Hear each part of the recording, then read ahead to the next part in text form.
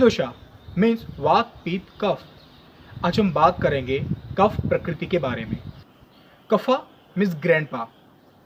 जैसे बुजुर्ग लोग पूरी फैमिली को जोड़ के रखने का काम करते हैं, वैसे ही हमारी बॉडी को जोड़ के रखने का काम है कफा का। कफ बनता है वाटर प्लस अर्थ एलिमेंट से। अगर हम सिंपल समझे इसको, तो जब आप पानी को एंड मिट्टी को मिक्स करोगे तो उसका क्या बनेगा? कीचड़, राइट। तो वैसे ही कीचड़ होता है चिपचिपा। तो जो कफा का नेचर है चिपचिपा, वही चीज़ पूरी बॉडी को जोड़ के रखने का काम करती है।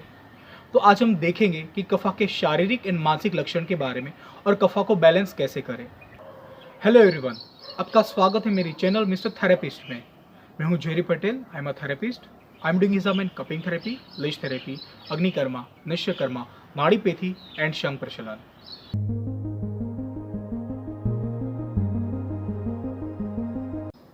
अब बात करते हैं शारीरिक लक्षण के बारे में। कफा प्रकृति का सबसे पहला लक्षण है भारीपन।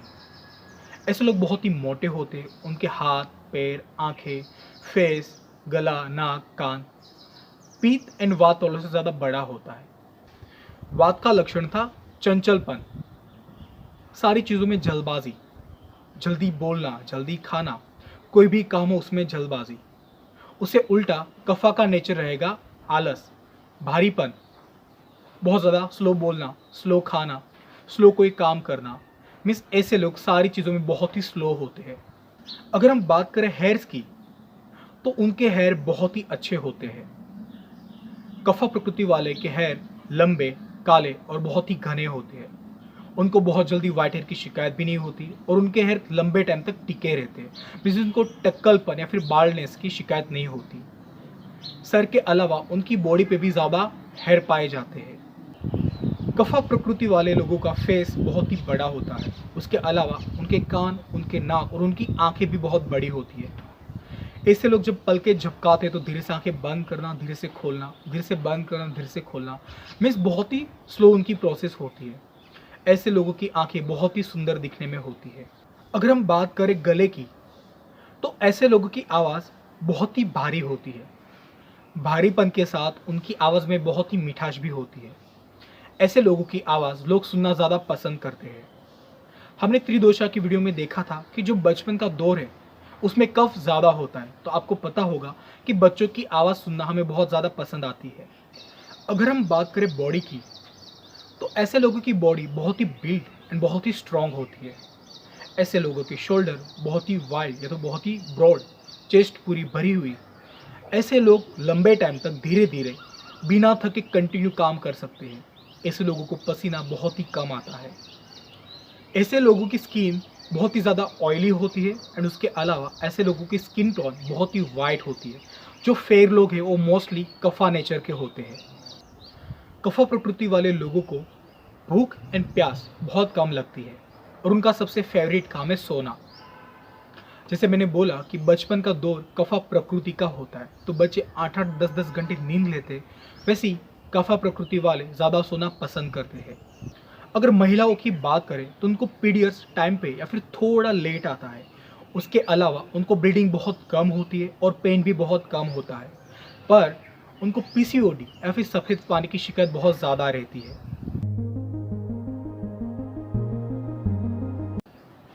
अब बात करते हैं मानसिक लक्षण के बारे में। कफा प्रकृति वाले बहुत ही शांत मिजाज के होते हैं। ऐसे लोगों को कोई भी चीज़ या फिर कोई भी काम समझने में बहुत ही टाइम लगता है, बट अगर वो काम उन्होंने सीख लिया या फिर उन्होंने समझ लिया तो वो चीज़ वो लंबे टाइम तक भूलते नहीं हैं या फिर उनको वो चीज़ लाइफ टाइम तक याद रहती है। इसका मीनिंग ये हुआ कि ऐसे लोगों की मेमोरी पावर बहुत ही स्ट्रांग होती है। ऐसे लोग कोई भी काम को धीरे धीरे शुरुआत करेंगे और उसको ख़त्म भी धीरे धीरे ही करेंगे। उसके अलावा ऐसे लोगों को गुस्सा बहुत कम आता है। छोटी छोटी बातों को अवॉइड करते हैं। अगर उनको गुस्सा आ गया तो फिर उनको गुस्सा बहुत लंबे टाइम तक रहता है। ऐसे लोग लाइफ के सारे डिसीजन या फिर कोई फ्यूचर प्लानिंग धीरे धीरे बहुत अच्छे से सोच समझ के करते हैं। अगर आपको एग्जांपल चाहिए तो जो भी रिसर्च फील्ड में है या फिर जो लोग साइंटिस्ट है, उसको आप कफा प्रकृति का बोल सकते हो। और ऐसे लोग अपनी लाइफ में बहुत ज़्यादा सक्सेस भी होते हैं। ऐसे लोग मोस्टली अपनी लाइफ में बहुत ज़्यादा सीरियस रहते हैं, बहुत ही शांत मिजाज के होते हैं।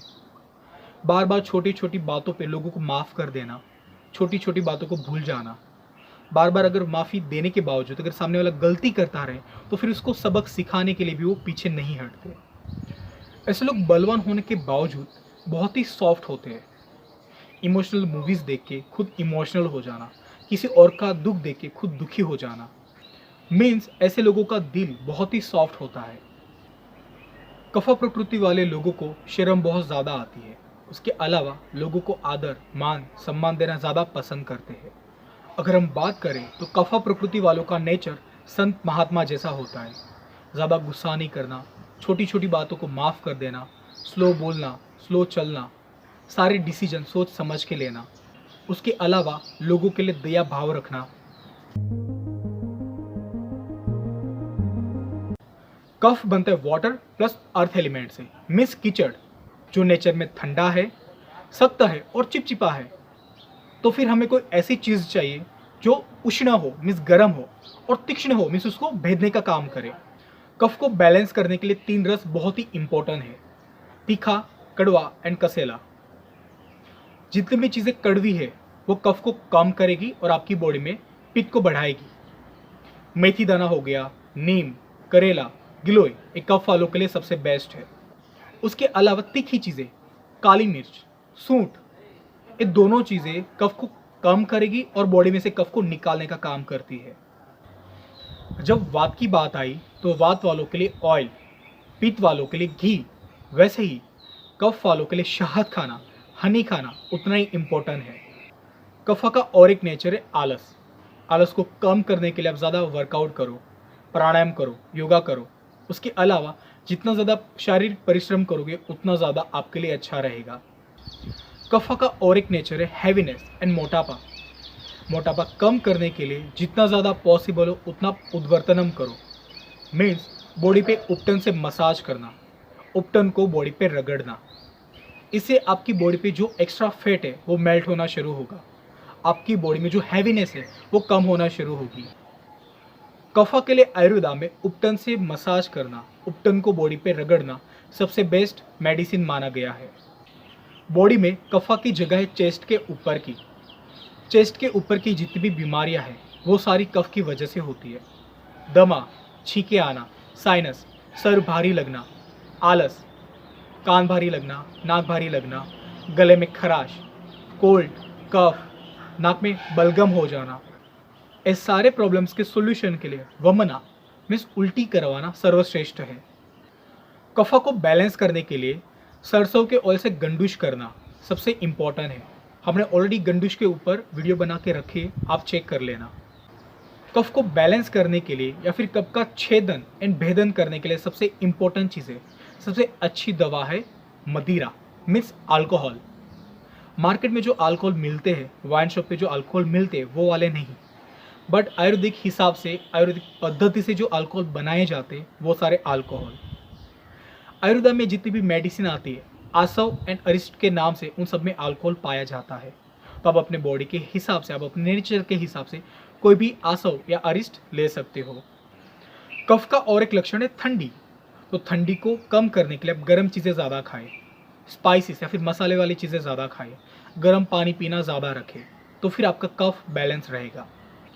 कफा वालों की पाचन शक्ति थोड़ी कमज़ोर होती है, जो हमारी जठराग्नि है वो थोड़ी उनकी कमज़ोर होती है, तो उनके लिए उपवास करना सबसे बेस्ट रहेगा।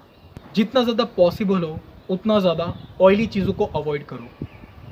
अगर आपको त्रिदोषा से रिलेटेड, वात पित्त कफ से रिलेटेड कोई भी क्वेश्चन है, कोई भी डाउट्स है, तो आप मुझे कमेंट में कमेंट्स कर सकते हो। आज के लिए इतना ही, मिलते हैं नेक्स्ट वीडियो में, तब तक के लिए धन्यवाद।